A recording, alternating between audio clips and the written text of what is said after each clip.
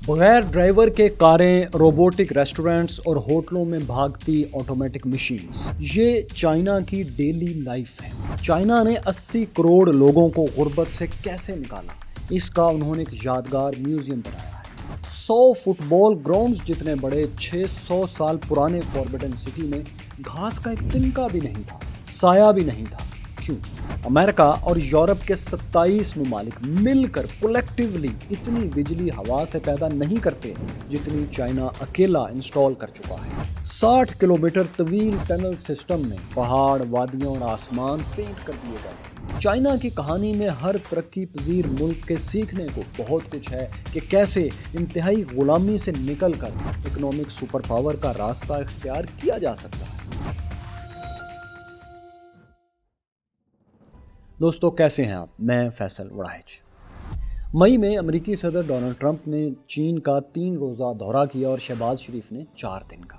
हमारा विजिट 10 दिन का था। इन बड़े लोगों को तो बड़े लोग लेने आए थे, लेकिन हमें जो गाड़ी लेने आई थी उसमें कोई भी नहीं था। जी हाँ, ड्राइवर तक नहीं था। ये टैक्सी हमारी दोस्त यांग जिंग ने मंगवाई थी। हमें उनसे ऐसे मजाक की तवक्को हरगिज़ नहीं थी। हाँ, रील्स में हमने स्क्रॉल करते हुए देखा सुना था कि चाइना में बगैर ड्राइवर कारें चलती हैं, रोबोट टैक्सीज, ऑटोनोमस व्हीकल्स हैं यहाँ, लेकिन इतनी जल्दी बैठ जाएंगे ये नहीं सोचा था। ये ज़रा नई बात थी हमारे लिए। फिर बीजिंग की 1.25 करोड़ आबादी का इंतहाई रश जहन में रखते हुए थोड़ी परेशानी भी थी कि न जाने ऐसी गाड़ी कितनी मोहतात ड्राइव करे, कितना स्लो चले। थोड़ी इस बात की खुशी बहरहाल हमें थी कि हम ज़िंदगी की पहली ऑटोनोमस राइड लेने वाले हैं। रोबोट टैक्सी के पहुंचते ही साथियों में अंदाज़ा हो गया कि ये ड्राइवरलेस तो है, ब्रेनलेस हरगिज़ नहीं है। दिमाग है इसका, क्योंकि ये तब तक नहीं चली जब तक इसने हमसे सारे SOPs फॉलो नहीं करवा लिए। मतलब दरवाज़ा अच्छे से बंद नहीं हो गया और सीट बेल्ट हमने कस के बांध नहीं ली। और फिर जब ये चली तो खूब चली। स्क्रीन पर 3D मैप्स और स्पीडोमीटर सब सही था, लेकिन हम सोच रहे थे ये है किसके लिए। रोबोट टैक्सी को अपनी स्क्रीन देखने की भला क्या ज़रूरत थी, वो तो रोबोट है। लेकिन शायद ये ऑप्शनल फीचर था, इसलिए कि अगर कोई गाड़ी का मालिक ऑटो ड्राइव से बोर हो जाए तो वो मशीन के राइट्स पर कब्जा कर सके और ख़ुद ड्राइव करने लगे। जाहिर है उसे तो तमाम इंडिकेटर्स की ज़रूरत थी, आखिर इंसान जो हुआ। तो दोस्तों, हमारी ज़िंदगी की पहली ऑटोनोमस राइड बहुत स्मूथ थी। ये जो होलोग्राफिक इमेज आपको ड्राइविंग सीट की साइड पर नज़र आ रहा है, ये ड्राइवर का 3D मॉडल नहीं, ये हम हैं, हमारा अक्स है, हमारी रिफ्लेक्शन है। क्योंकि ड्राइविंग सीट और फ्रंट सीट के दरमियान एक ग्लास वॉल है, शीशे की दीवार है, ताकि मुसाफिर गाड़ी से ज़्यादा फ्री होने की कोशिश ना करें। रोबोट टैक्सी ने तमाम कवानीन की खूब पाबंदी की और हमें जल्द ही मंजिल मकसूद पर उतार दिया। उतरने के बाद हमने घूम कर एक बार फिर लेफ़्ट साइड से देखा कि कहीं नज़र का धोखा तो नहीं, मगर सचमुच वहाँ कोई ड्राइवर नहीं था। बीजिंग हाई लेवल की रोबोट टैक्सी अपनी अगली राइड लेने के लिए चली गई। हम सोच रहे थे कि जब ये आम हो जाएगी तो हमारे राइडर्स का क्या होगा। यकीनन इन्हें भी अपनी स्किल्स अपडेट करना पड़ेंगी। जो तेज़ी से बदलती हुई ज़िंदगी की सबसे तल्ख सच्चाई है, जो खुद को नहीं बदलता, वक्त उसे रौंदते हुए गुजर जाता है। फिर दोस्तों, बात सिर्फ ऑटोनोमस व्हीकल्स और राइडर्स ही की नहीं है। जब हम रोबोट टैक्सी से उतरे तो हमने कुछ और भी देखा, क्योंकि हमारे सामने रोबोट रेस्टोरेंट था। What you have for me in this lunch? For lunch today, we have seafood pasta, grilled salmon with seasonal vegetables.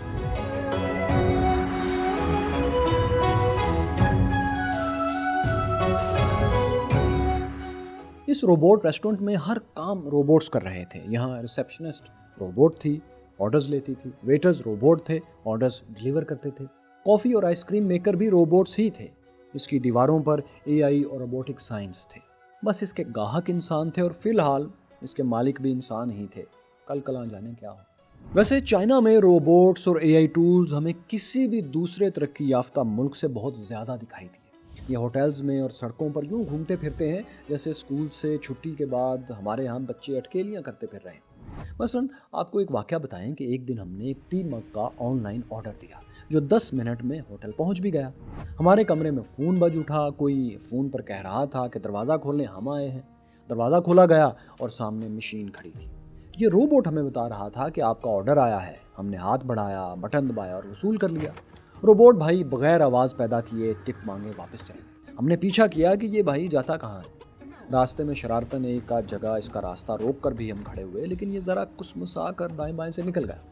हम पीछा करते रहे। ये एक लंबे कॉरिडोर से होता हुआ, एक ढलवान से उतरता हुआ, अपने आप को बचाता हुआ 7वें फ्लोर की लिफ्ट के सामने आ गया।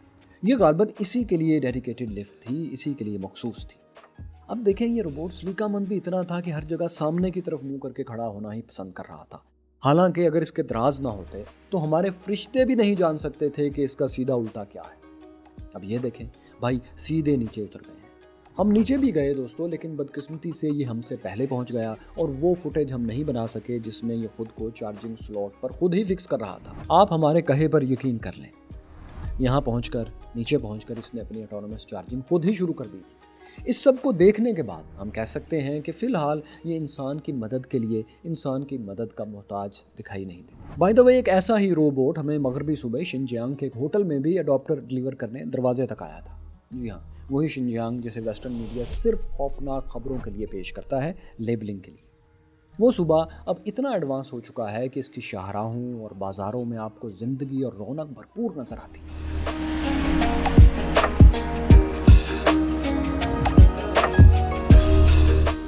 शिनजियांग में जो बहुत बड़ी बड़ी डेवलपमेंट्स हमने देखी, उनमें से एक दाबानचंग का एरिया था। यहाँ औसतन 3000 मीटर ऊंचे तियानशन माउंटेन्स, तियानशन पहाड़ियों की दो कतारें आमने सामने चल रही थी। एक तरफ जो था उसे तियानशन और उसके सामने ईस्टर्न तियानशन। ये इस्लामाबाद की मरगला पहाड़ियों से कुछ ऊंचे पहाड़ थे, लेकिन ज्योग्राफी ऐसी है यहाँ कि बर्फ़ बहुत पड़ती है। इन पहाड़ियों के दरमियान में दाबानचंग का इंतहाई ज़रखेज़ विंड कॉरिडोर कुदरती हवा का एक तेज़ सा रास्ता बन जाता है। बुलंद पहाड़ जब हवा को रोकते हैं तो उसे गुजरने के लिए यही एक छोटा सा तंग सा रास्ता मिलता है। बिल्कुल ऐसे जैसे कोई दरिया जब तंग पहाड़ों में से गुजरता है तो इसके पानी की रफ्तार गोली से तेज़ हो जाती है मुहावरतन, लेकिन मैदानी इलाकों से गुजरते हुए इस दरिया की रफ्तार इतनी तेज़ नहीं होती। तो हवा के बहाव के साथ भी यही होता है। बाय द वे, यहाँ कितनी तेज़ हवा चलती होगी, ज़रा 1 मिनट या चंद सेकंड पास करके आप अंदाज़ा तो लगाओ। चलें देखते हैं कौन कितना सही है। सो आप यूँ समझें कि हम सब का एक एक्सपीरियंस है कि लाहौर या दिल्ली जैसे जो शहर हैं, यहाँ 10 किलोमीटर फ़ी घंटा की रफ्तार से अमूमन हवाएं चलती रहती हैं, जबकि यहाँ दाबानचंग कॉरिडोर में 25 किलोमीटर फ़ी घंटा आम रफ्तार है, जो कि अक्सर 50 किलोमीटर फ़ी घंटा और आंधी की सूरत में 100 किलोमीटर फ़ी घंटा तक पहुँच जाती है। यानी लाहौर या दिल्ली में जिस मौसम को आंधी या तूफ़ान कहा जाता है, वो दाबानचंग कॉरिडोर में एक मामूल का दिन होता है। तो इसी इंतहाई तेज़ रफ्तार विंड कॉरिडोर में, तेज़ हवाओं की इस कुदरती गुजरगाह में चाइना ने हज़ारों विंड टर्बाइन्स इंस्टॉल कर दी।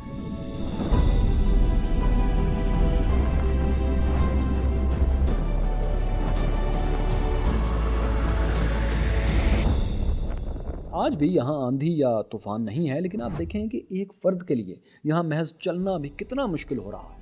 बाज़ार नहीं लग रहा, लेकिन मुझे हवा के रुख चलने में ज़रा ज़्यादा तवानाई लगानी पड़ रही है। लगता है कोई हवाई जिम ज्वाइन कर लिया है मैंने। इन खातून की वीडियो से आपको ज़्यादा बेहतर अंदाज़ा होगा कि यहाँ नॉर्मल हवा कितनी तेज़ होती है। बल्कि यहाँ हमने एक हाथ से मट्टी को दूसरे हाथ की हथेली पर कैच करने की भी नाकाम कोशिश की, मगर हम कोशिश बार बार करते रहे, हवा हर बार जीत जाती थी, मट्टी को और छोटे छोटे पत्थरों को उड़ाकर दूर ले जाती थी। दोस्तों, ये कॉरिडोर हज़ारों साल तक सिल्क रूट के तौर पर इस्तेमाल होता रहा है और यहाँ से गुजरने वाले काफ़िलों के लिए यहाँ की तेज़ ठिठुरती हवाओं में अपना आप और अपना कीमती सामान बचाना एक चैलेंज हुआ करता था। लेकिन आज यही कॉरिडोर 8 से 10 गीगावाट तक बिजली पैदा कर रहा है, जो दिल्ली या लाहौर दोनों की अलग अलग पैदावार से कहीं ज़्यादा बिजली है। लाहौर को 5 से 6 गीगावाट अमूमन बिजली चाहिए होती है और दिल्ली को 8 से 9, और यहाँ ये विंड टर्बाइन्स रफली 9 से 10 गीगावाट पैदा कर रही हैं, या इतनी इनकी इंस्टॉल्ड कैपेसिटी है।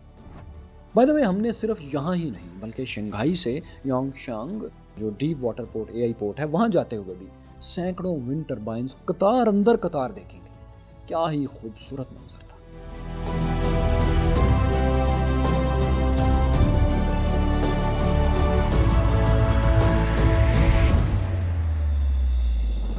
ये समंदर पर बना दुनिया का तीसरा सबसे तवील पुल डोंगाई ब्रिज है। वैसे पहला, दूसरा, तीसरा और चौथा सबसे तवील तरीन ब्रिज भी चाइना ही में। तो बहरहाल ये तीसरा सबसे तवील डोंगाई ब्रिज समंदर के जिस हिस्से को यांगशांग एआई पोर्ट से मिलाता है, यहाँ समंदर ज़्यादा गहरा नहीं है, बस 25 से 50 फीट नीचे समंदर की तह आ जाती है। यानी ज़्यादा से ज़्यादा 3 मंजिला या 4 मंजिला इमारत आप यहाँ खड़ी कर सकते हैं। तो यहाँ चीन ने 32.5 किलोमीटर तवील पुल के दोनों तरफ हज़ारों विंड टर्बाइन्स इंस्टॉल कर दी हैं। इन दोनों यानी डोंगाई और दबानचिंग विंड फार्म जैसे सैकड़ों छोटे बड़े विंड फार्म्स चीन में जा बजा इंस्टॉल्ड हैं। इन सब की मजमूई कैपेसिटी 500 गीगावाट 500 GW बिजली पैदा करने की है। ये कितना बड़ा स्केल है? आप यूँ अंदाज़ा करें कि अमेरिका और फिर यूरोप के 27 ममालिक 27 कंट्रीज़ कलेक्टिवली विंड पावर से इतनी बिजली पैदा नहीं करते जितनी चाइना अकेला इंस्टॉल कर चुका है। बगैर किसी मद्दे मुकाबिल के क्लीन एनर्जी प्रोडक्शन में चाइना नंबर 1 है। हमें भी अपने इस दोस्त मुल्क से सीखना चाहिए, क्योंकि ये एनर्जी ज़्यादा एफिशिएंट है और वक्त के साथ सस्ती भी बहुत पड़ती है अगर खुद इंस्टॉल की जाए और मेंटेनेंस भी खुद की जाए।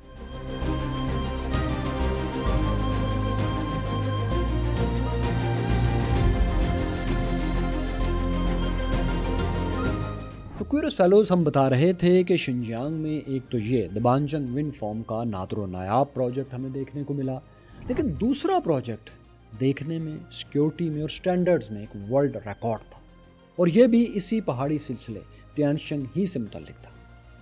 पिछले साल दिसंबर में इसकी खबरें पूरी दुनिया के अखबारात में छपी, हमारे यहाँ भी, चाइना में भी, वेस्ट में भी। ये दरअसल 250 किलोमीटर की जियोग्राफी के दरमियान एक टनल सिस्टम था जो कि 4280 मीटर बुलंद बर्फपोश पहाड़ों में बनाई गई थी। इन पहाड़ों ने हमेशा से शुमाली और जनूबी शिनजियांग को, इस सूबे को अलग अलग कर रखा था। एक से दूसरी तरफ सफ़र करने वालों के लिए तियानशिंग पहाड़ियों को क्रॉस करना एक तवील और मुश्किल काम होता था, और ये रास्ते अक्सर लैंडस्लाइड की वजह से या बर्फबारी से बंद भी हो जाते थे। साल का कुछ हिस्सा गुजरना वैसे ही नामुमकिन होता था। ये मुश्किल ख़त्म करने के लिए और प्रोडक्ट्स को सेंट्रल एशिया और यूरोप तक पहुंचाने के लिए मॉडर्न इरा में ये शंगली यानी विक्ट्री टनल डिज़ाइन की गई, जिसने 7 घंटे के सफ़र को 3 घंटे 20 मिनट तक महदूद कर दिया। और अहम बात यह है कि इस सफ़र को पूरे साल के लिए महफूज भी कर दिया। अभी जून में जब हम इसे देख रहे थे तो इसे मुकम्मल हुए सिर्फ 6 माह गुजरे थे।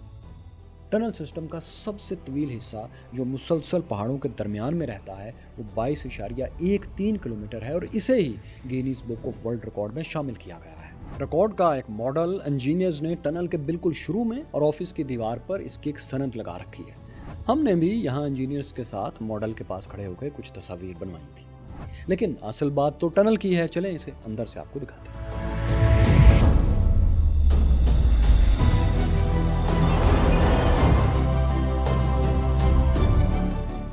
इस टनल में सफ़र शुरू करते ही हैरत भी हमें हुई, क्योंकि ये एक नहीं, 2 नहीं, 3 टनल्स थी। लेकिन इससे पहले कि हम आपको तीनों टनल्स दिखाएं और इनके बारे में बताएं, आप ज़रा एक बात नोटिस करें जो हमने यहाँ पर नोटिस की, कि 22 किलोमीटर मुसलसल सूरज की रोशनी और ऑक्सीजन से दूर इस गहरी टनल में लाइटिंग कितनी ज़बरदस्त है। बर्फ़पोश पहाड़ों में इतनी गहराई में बहुत सर्दी और घुटन होनी चाहिए, लेकिन इसे भी कंट्रोल किया गया है और ऑक्सीजन लेवल भी हर जगह हमें बरकरार ही महसूस हुआ, ठीक लगा। इंजीनियर्स ने बताया कि इस टनल को बनाने के दौरान मजदूरों को -40 से नीचे ऑलमोस्ट -42 डिग्री सेंटीग्रेड तक दर्जा हरारत में काम करना पड़ा, इतनी सर्दी। 5 साल में ये अजूबा मंसूबा मुकम्मल हुआ, जिसके बाद अब यहाँ टेम्परेचर और सिक्योरिटी दोनों मेंटेन है। ये हैरानकुन रिजल्ट्स इंजीनियरिंग और टेक्नोलॉजी का नेक्स्ट लेवल मांगते हैं। बहरहाल हर चंद किलोमीटर के बाद इसकी दीवारों पर शिनजियांग की खूबसूरत वादियों का 3D आर्ट पेंट किया गया है। छत तक पर नीला रंग दिया गया है। ऐसा मंजर बनाया गया है कि मुसाफिर तवील टनल में बोरियत या नींद का शिकार ना हो। बाय द वे, ये मंजर इतना हसीन है कि इसे रुक कर देखना पड़ेगा।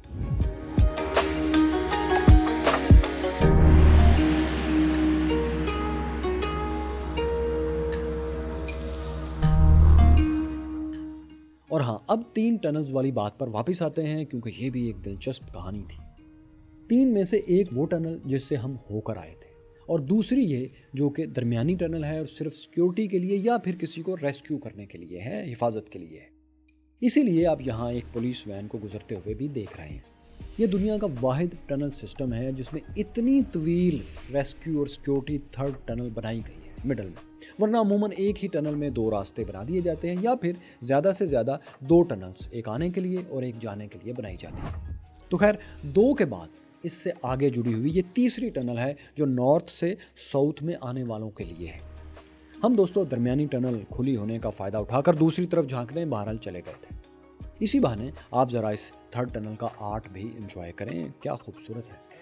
جس طرف سے ہم آئے تھے اسی کی طرح یہاں بھی کئی کلومیٹر تک 3D آرٹ سے دیواروں اور چھت کو سجایا گیا ہے۔ آپ دیکھ رہے ہیں کہ کیسے کناروں کی گھاس، پھر سرسبز میدان، پھر سرسبز پہاڑ اور اس کے پیچھے برف پوش چوٹیاں 3D میں پینٹڈ ہیں۔ آسمان بھی اسی طرح یہاں ڈیزائن کر دیا گیا ہے جیسا کہ ہمارے آنے والے راستے پر تھا۔ یہ آرٹ، سائنس اور ہنر کا بہترین ماڈرن نمونہ ہے جو ہم نے دیکھا اور آپ کو دکھایا تاکہ ہم بھی اپنے ملک کے لیے کچھ انسپائریشن حاصل کر سکیں۔ لیکن کہانی یہاں ختم نہیں ہوتی۔ کیورس فیلوز، آپ نے جو 3 ٹنل سسٹم دیکھا، اس کی کہانی کا ایک حصہ باقی ہے۔ اس کے لیے پہلے ہم لنچ کر لیتے ہیں۔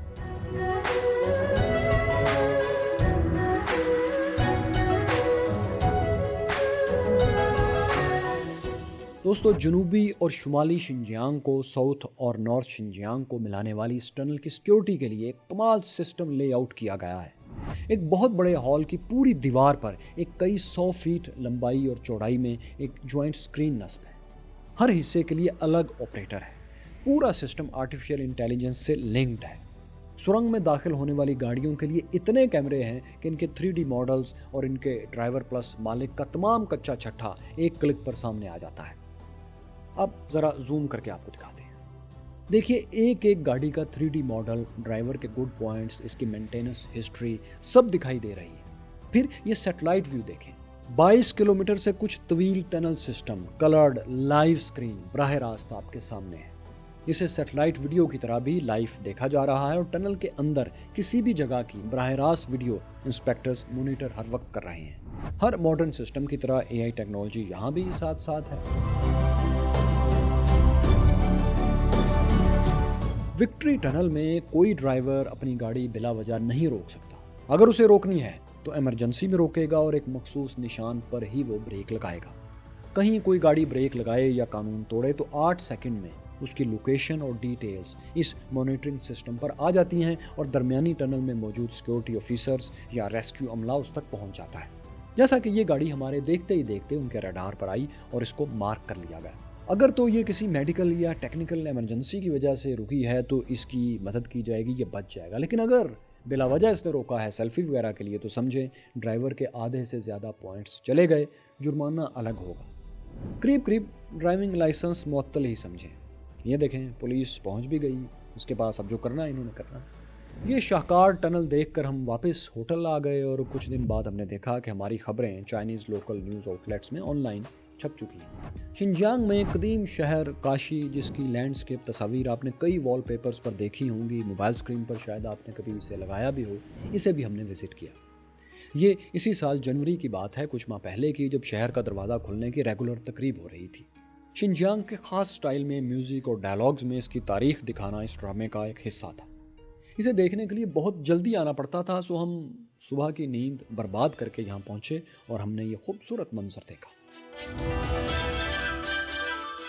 喀什，这丝路交通的要冲，喀什，这是。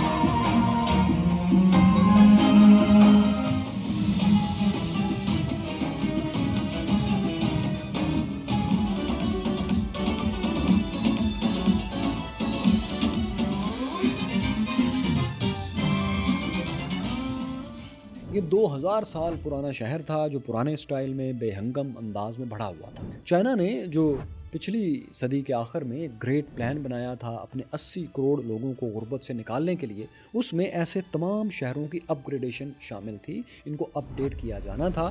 ایسے شہر جہاں کا انفراسٹرکچر پرانا تھا یا بارشوں اور زلزلوں میں کسی بھی وقت گر سکتا تھا، کیونکہ انفراسٹرکچر کے بغیر کسی بھی شہر میں ترقی ناممکن ہے۔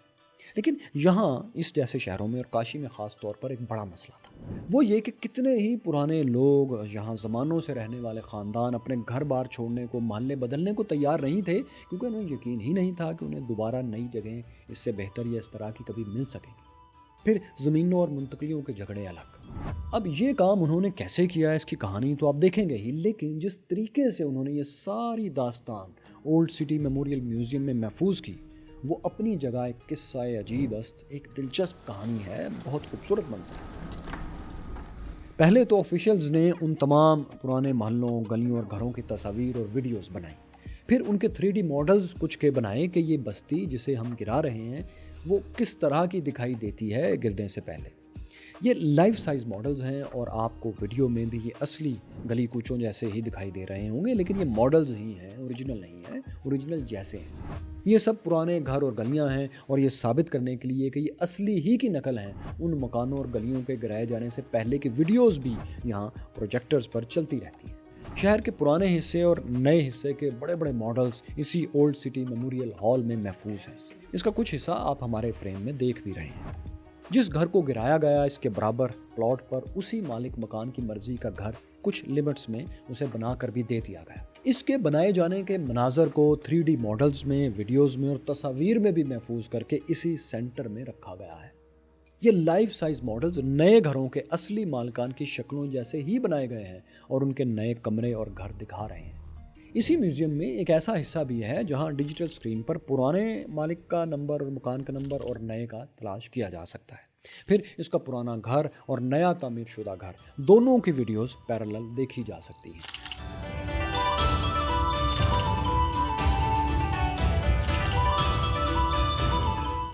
شنجیانگ جو چین کا انتہائی غریب اور بہت پسماندہ علاقہ تھا، آج وہاں کے صرف اس کاشی اولڈ سٹی کو دیکھنے 2024 میں 2,30,00,000 سے زیادہ سیاح آئے، ٹورسٹ آئے، اور شہر نے $2.5 ارب کا ٹورزم ریونیو کمایا according to Chinese newspaper. 2025 میں اس سے 50% زیادہ ٹورسٹس آئے۔ 8 کلومیٹر اسکوائر پر پھیلے اس شہر میں کیا کیا دیکھنے کے لیے ہے اور کیا کیا نیا بنا ہے، کیا کیا پرانا ہے، اس کا الگ سے ایک نقشہ ہے جو آپ یہاں اسکرین پر دیکھ رہے ہیں۔ ہم نے ان میں سے تقریباً زیادہ تر جگہیں 3 دن میں دیکھی جتنی دیکھ سکتے تھے، کبھی اکیلے، کبھی دکیلے اور کبھی دوستوں کے ساتھ۔ کوئی شک نہیں کہ چائنا ایک modern technology and economic super power ہے، لیکن جو چیز چائنا کے ہر وزٹ میں ہم نے نوٹ کی وہ یہ ہے کہ چائنیز لیڈرشپ اس بات کا پورا خیال رکھتی ہے کہ وہ ماڈرنٹی میں، جدیدیت میں کلچر کو ختم نہ کر دے۔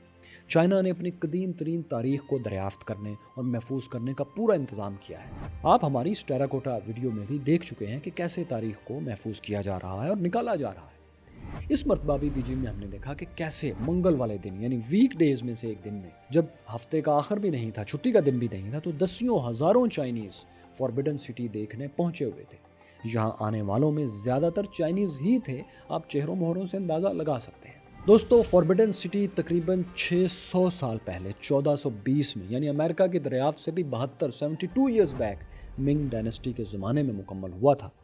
پھر چین کی آخری ڈائنیسٹی چنگ ڈائنیسٹی نے بھی، مانچوز نے بھی اسی محل سے حکومت کی۔ یوں تقریباً 5 صدیوں تک یہ جگہ، یہ فاربیڈن سٹی، یہ محل چین کے شہنشاہوں کی طاقت، سیاست اور دنیا سے رابطے کا مرکز رہا۔ اس کے گرد چاروں طرف ایک 52 میٹر طویل اور 6 میٹر یعنی 20 فٹ گہری نہر ہے۔ اسے 52 میٹر طویل رکھنے، 50 یا 60 ایگزیکٹلی نہ کرنے کے پیچھے اس وقت کی ایک قانونی وجہ تھی۔ دراصل اس دور میں عام لوگ 50 میٹر سے زیادہ دور جا سکنے والے تیر کمان نہیں بنا سکتے تھے، وہ میکسیمم 50 میٹر تک بنا سکتے تھے۔ اس سے زیادہ طاقتور کمان اور تیر بنانے کا لائسنس صرف شاہی فوج کے پاس تھا۔ اسی لیے 50 میٹر سے 2 میٹر زیادہ چوڑائی والی نہر بنا دی گئی، اسے پانی سے لبالب بھر دیا گیا تاکہ ہر ایرا غیرہ نتھو خیرہ شہنشاہ کے محل پر تیر برسانے کی مشق نہ کرتا پھرے۔ اور پھر ذرا آپ ان دیواروں کو دیکھیں۔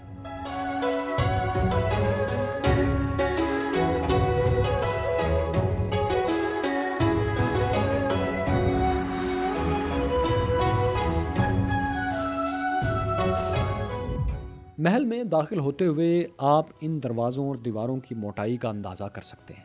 یہ 10 میٹر اونچی اور 8 میٹر چوڑائی کی دیواریں پار کرنا یا ایون کسی منجنیک کے لیے، کسی کیٹاپلٹ کے لیے انہیں گرانا بے حد مشکل کام تھا۔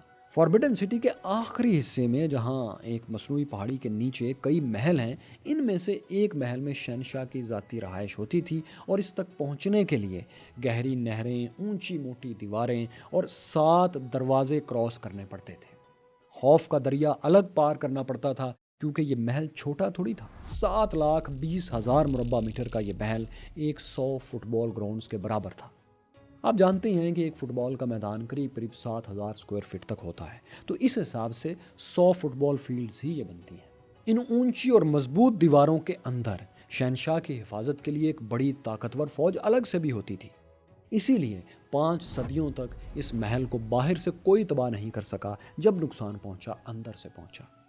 505 برس تک اس محل نے 24 شہنشاہ دیکھے جو سمجھتے تھے کہ ان کی دیواریں ناقابل عبور ہیں، لیکن آج سیلفی سٹکس اور کیمرے لے کر ہزاروں لوگ خرامہ یہ ناقابل عبور دیواریں چند یوان میں پار کر جاتے ہیں۔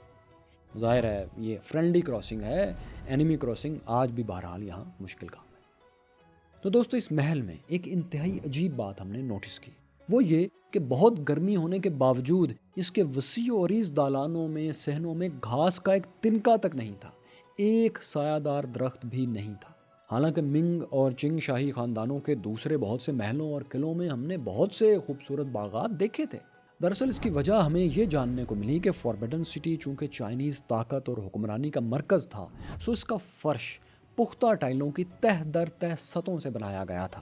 اس فرش کے نیچے پختہ پتھروں کی کم از کم 6 تہیں تھیں تاکہ کوئی دشمن اگر نیچے سے سرنگ بھی کھود کر آئے تو بھی محل میں پھوٹ نہ سکے، داخل نہ ہو سکے، یا پھر کتنی بھی بارش یا برف باری ہو جائے محل کا کوئی حصہ اچانک دب نہ سکے۔ سو اتنے موٹے فرش کے ہوتے ہوئے یہاں کیا اگ سکتا تھا بھلا؟ سو نہیں اگا، نہ اگایا گیا۔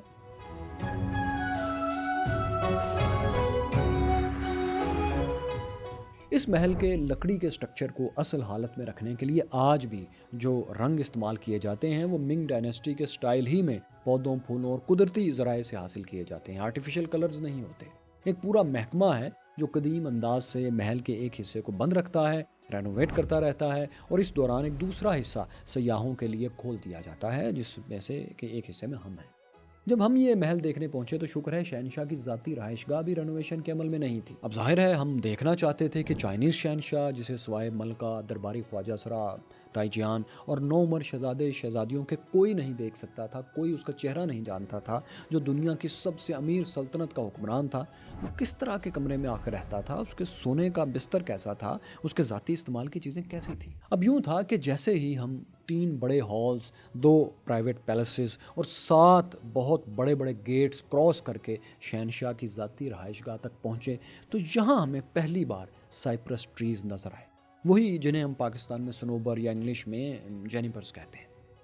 آنکھوں کو عجیب ٹھنڈک سی ملی۔ یہاں شہنشاہ کے ذاتی استعمال کی چیزیں ڈسپلے میں تو تھیں، لیکن چونکہ لوگ ہاتھ لگانے سے باز نہیں آتے تو انہیں گلاس فریم کے پیچھے ہی رکھا گیا تھا۔ ہم نے اپنے نئے نویلے DJI Pocket 4 اور آئی فون سے دونوں سے پوری کوشش کی کہ ان کو ریکارڈ کر سکیں، سو کسی حد تک ریکارڈ کر بھی لیا، ہاں کسی حد تک۔ آپ بھی دیکھ لیں، ہلکی سی ریفلیکشن ہے لیکن دیکھ سکتے ہیں آپ۔ یہ چھوٹا سا کمرہ تھا جہاں بادشاہ سوتا تھا۔ چیف یونک خواجہ سرا اس کے سرہانے رہتا تھا اور پہرے دار اس محل کے باہر ہوتے تھے۔ اتنی چھوٹی جگہ اس لیے رکھی گئی تھی کیونکہ وہ گلوبل وارمنگ کا زمانہ تو تھا نہیں، کوئی اتنی گرمی تو تھی نہیں دنیا میں، اس لیے سردیوں میں خوب سردی پڑتی تھی۔ چنانچہ بادشاہ کو سردی سے بچانا اہم ہو جاتا تھا کیونکہ اکثر ان کی عمر زیادہ ہوتی تھی۔ چائنیز شاہی حکیموں کی، طبیبوں کی سائنس یہ تھی کہ اگر شہنشاہ کو ڈبل بیڈ پر کھلے بستر پر سلایا گیا بڑے کمرے میں تو انہیں سردی لگ سکتی ہے، جبکہ یہ چھوٹی سی حجرہ نما بند جگہ شہنشاہ کو شدید موسم اور دشمن دونوں سے محفوظ رکھنے کے لیے آئیڈیل ہے۔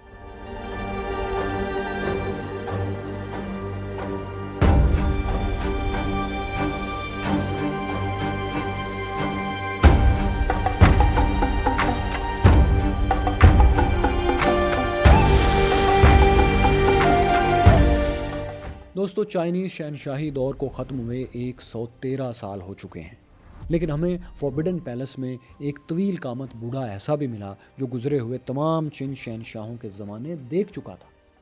پھر یہ بوڑھا اکیلا نہیں تھا، اس جیسے یہاں کئی اور بھی موجود تھے۔ یہ کون ٹریز، سنوبر اور چیڑ کے درخت تھے جو 400 سال سے یہاں کھڑے ہیں، یعنی 17ویں صدی کے شروع سے جب منگ ڈائنیسٹی کا آخری دور گزر رہا تھا تب سے یہ درخت یہاں کھڑے ہیں۔ انہوں نے 2 منگ اور تمام کے تمام 10 چین شہنشاہوں کو محسوس کیا ہے، ان کا عروج و زوال دیکھا ہے، یہ اس عظیم تاریخ کے گواہ ہیں۔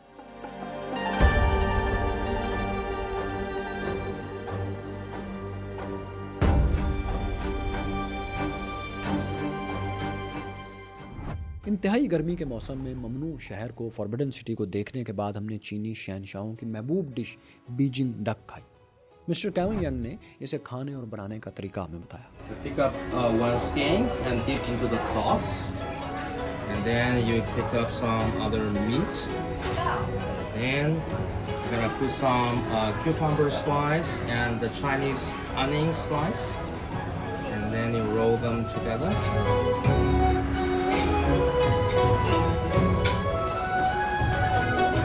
Enjoy, please. By the way یہ ریسٹورنٹ بھی کمال کا ہے، پرانے شاہی کچن کی طرز کا ہی لگتا ہے، کیونکہ یہ ڈش بھی کسی زمانے میں صرف شہنشاہ ہی کھا سکتے تھے۔